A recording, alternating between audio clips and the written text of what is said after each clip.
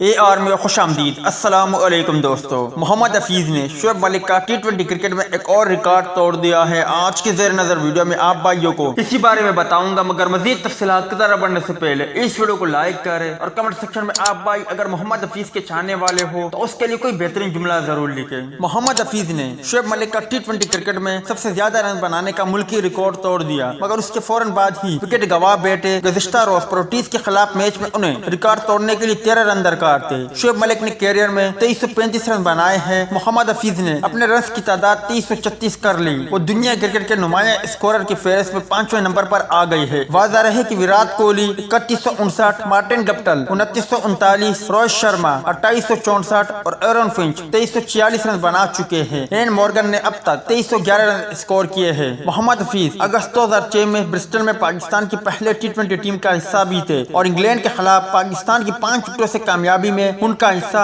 46 runs کا تھا۔ دلچسپ بات یہ ہے کہ محمد حفیظ نے اپنا 50واں ٹی20 میچ بھی نومبر 2013 میں جنوبی افریقہ کے خلاف ونڈر اسٹیڈیم میں کھیلا تھا، جب انہوں نے بطور کپتان 25 رن دے کر 2 وکٹیں حاصل کی اور ناٹ آؤٹ 13 رن بنائے تھے۔ بارش سے متاثرہ اس میچ میں میزبان ٹیم نے پاکستان کو 4 رن سے شکست دی تھی۔